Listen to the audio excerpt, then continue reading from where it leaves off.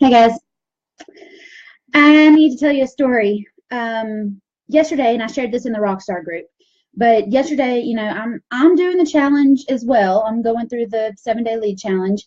I just I do it a little bit different, and I've been doing it for like 3 years.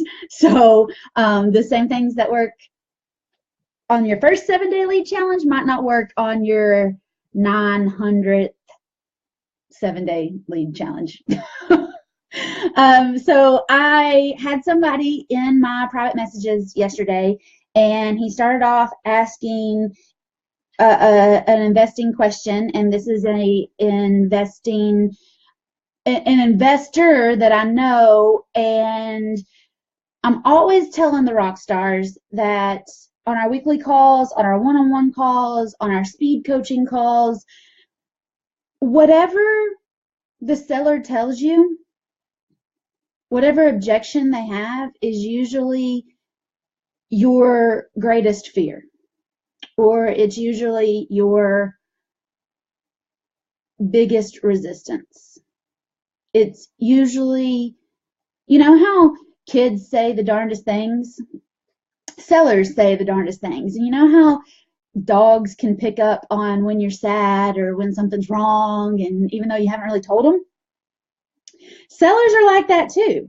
And so when you're talking to them and you're in a conversation and you're trying to make offers, if you're worried about how to make the monthly payments, they're going to be worried about how you're going to make the monthly payments. If you're worried about where you're going to get the money to put down on this thing, they're going to be stressed out, and it's going to be a deal breaker about getting money down on this thing. If you're worried that you won't be able to cash it out in time, they're going to be worried. If you're worried that somebody's going to break something, you don't know how it's going to, like, whatever it is that you are really deep down internally scared to death about, that's what they're going to want to question you about. That's what they're going to bring up in the conversations. That's what they're going to bring up in the negotiations. And I tell the rock stars this all the time, and it slapped me in the face yesterday.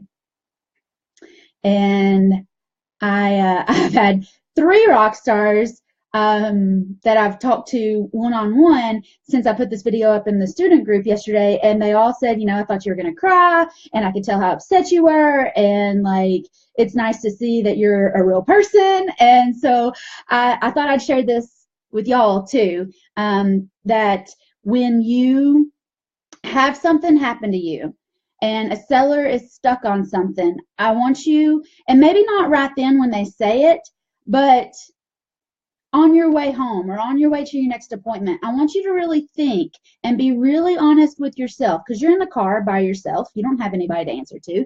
But I want you to really think through the conversation and say, were their objections my deep down, dark, in my gut objections? And it's really tough to be honest with yourself and to be childlike with yourself, because we're adults and we're prideful and, all this stuff. But we're talking to sellers who are also adults and prideful and have all these questions too.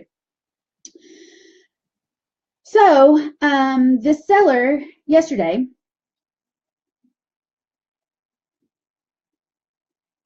he was asking me questions about evicting a tenant and how to collect old rent on a tenant that he kicked out. And, my first response was, did you talk to your attorney? Did you have your attorney look over this stuff?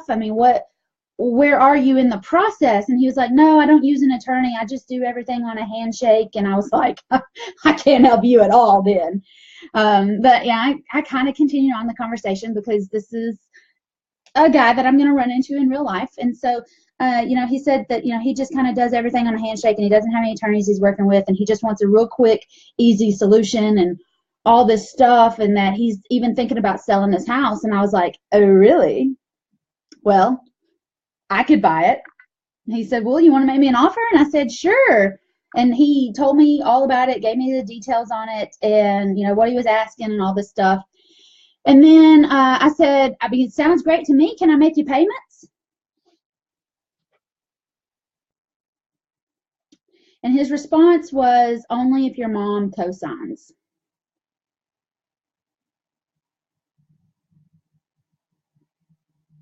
LOL. And I'm sure I got that a lot when I got started, but it's been a long time since that has been the objection that the seller told me. I remember clear as day, y'all.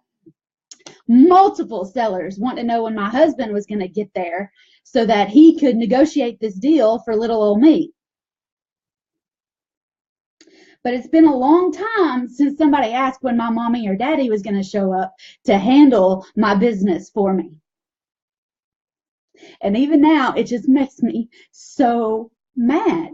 It makes me so mad. And the problem, the reason I know that it got to me and it made me so mad is because, like, way deep down, I want to be seen as an adult running my own business, buying my own houses, and not needing my mama to come clean up my messes. But since I know that that is, my deep down end all be all, and he said that to me, it was just clear as day. Everything that I'm telling the rock stars in our meetings, in our groups, in our whatevers, it hit me in the face yesterday.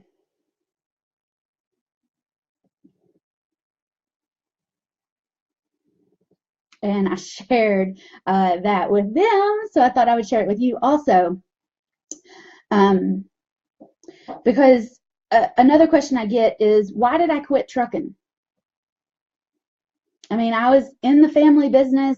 Everything was, hunky-dory and trucking right along. So why did I quit? And I had this question on a podcast last week too. And the way I said it on the podcast was that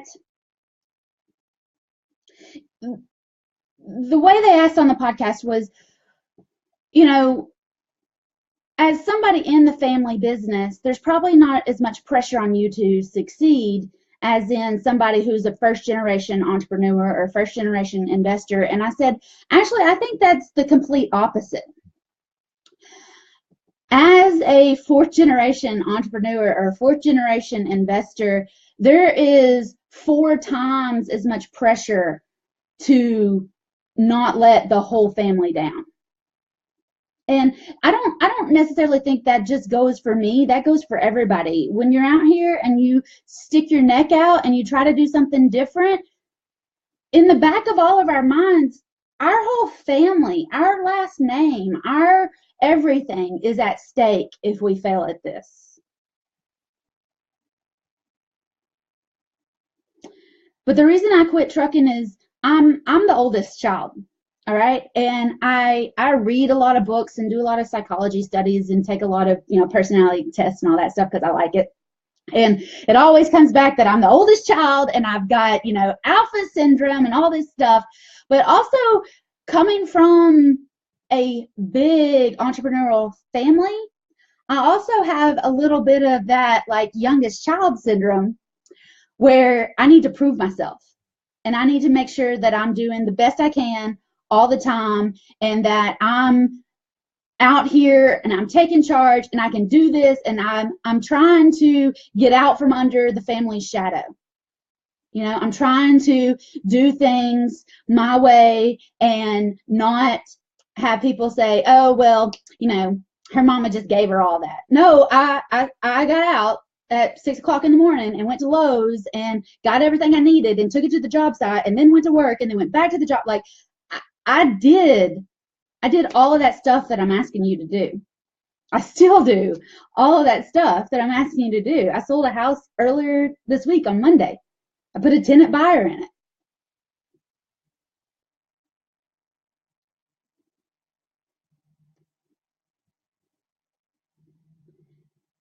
So when I quit trucking,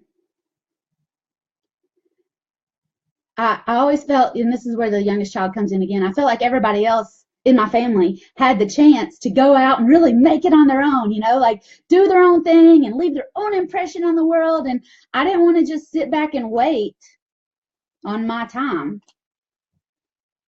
I wanted to get out there and do it now.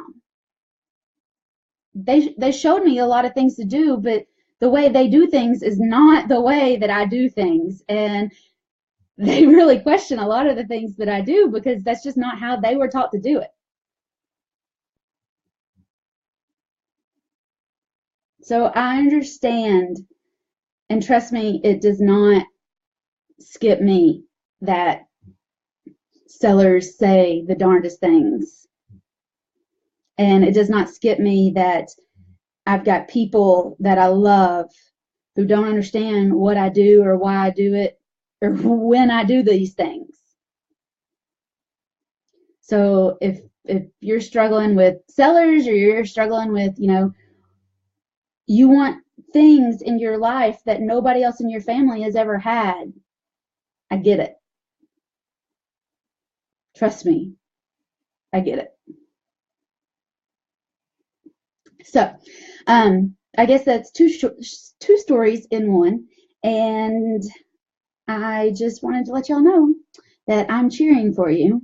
And as you're going through this 7-day lead challenge, I'm going through it also, and I'm picking up leads and I'm looking at houses and I'm getting rejected and I'm dealing with it and moving on because somebody out there needs me. Some seller out there is waiting on me to come give them hope and to come give them a solution and to take their problems away and make their life easier.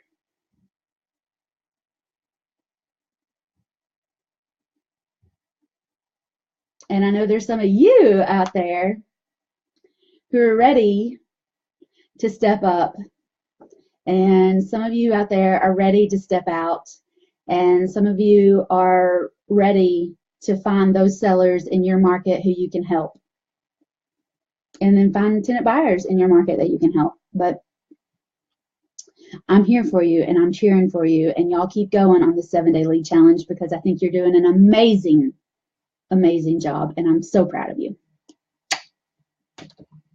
Bye, y'all. I'll be back at 1 for the day 5.